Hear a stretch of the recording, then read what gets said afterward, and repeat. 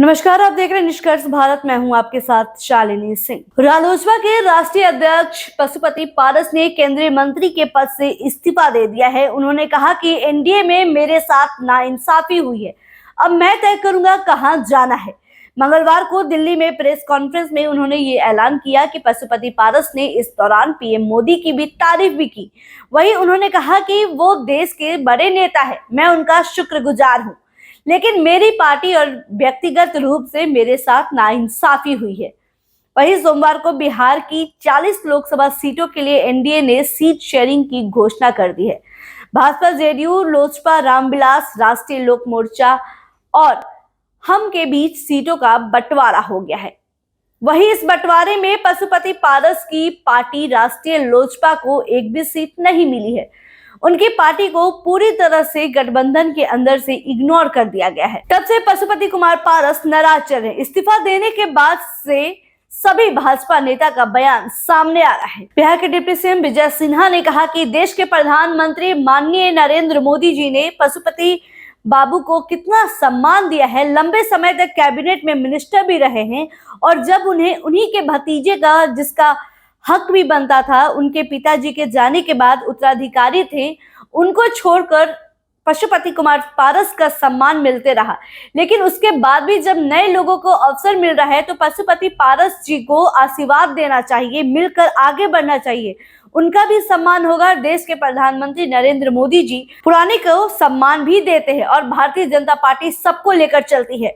वहीं देश के प्रधानमंत्री के नेतृत्व में सबका भविष्य सुरक्षित है। सबसे पहले विजय कुमार सिन्हा को सुने। देखिए, देश के प्रधानमंत्री माननीय नरेंद्र मोदी जी ने पशुपति बाबू को कितना सम्मान दिया है। लंबे समय तक कैबिनेट में मिनिस्टर रहे हैं और जब उन्हीं के भतीजे का, जिसका हक भी बनता था, उनके पिताजी के जाने के बाद उत्तराधिकारी थे, उनको छोड़ के इनको सम्मान मिलते रहा।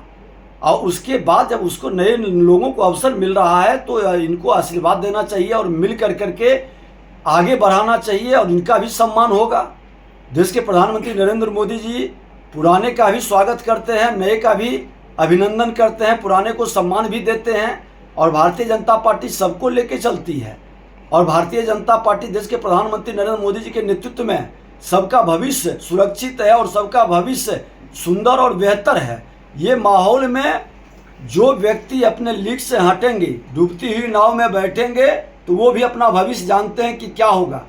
और युग बदलता है, जनरेशन बदलती है, तो लोगों को उसके साथ एडजस्ट भी करना चाहिए। वहीं पशुपति कुमार पारस के इस्तीफा पर नीरज कुमार बबलू का भी बयान सामने आया है। जब मीडिया ने बोला कि पशुपति कुमार पारस ने भी यह बोलते हुए इस्तीफा दिया है कि उन्हें सम्मान नहीं मिला है, तो उस पर नीरज बबलू ने बोला कि उन्हें सम्मान तो बेहद मिला है। सांसद बने, केंद्रीय मंत्री भी बने, इतना बड़ा सम्मान एनडीए ने उन्हें माननीय प्रधानमंत्री नरेंद्र मोदी जी ने दिया है।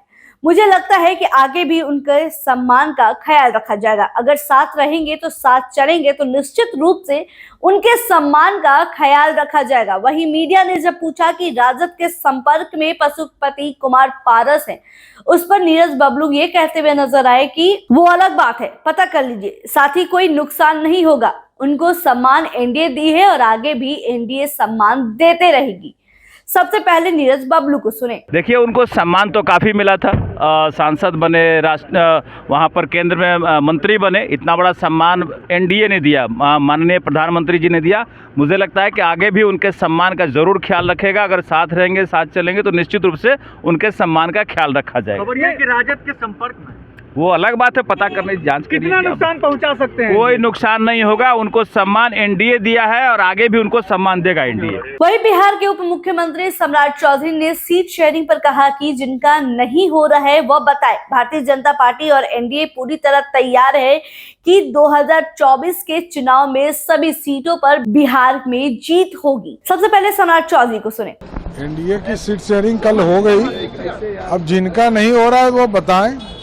भारतीय जनता पार्टी और एनडीए पूरी तरह तैयार है कि 2024 के चुनाव में सभी सीटों पर बिहार में जीत हासिल। देखिए, पशुपति कुमार पारस इस्तीफा तो दे चुके हैं, अब पटना पहुंचते ही वो अपने पक्ष को रखेंगे। आखिर किस दल में वो अब चुनाव लड़ने की तैयारी कर रहे हैं? क्या वाकई में राजद के साथ पशुपति कुमार पारस शामिल हो जाएंगे? आपको क्या लगता है? हमें कमेंट बॉक्स में जरूर बताएं। ऐसे ही तमाम खबरों के लिए बने रहे हमारे साथ और देखते रहे निष्कर्ष भारत। खबर हमारी, निष्कर्ष आपका। धन्यवाद।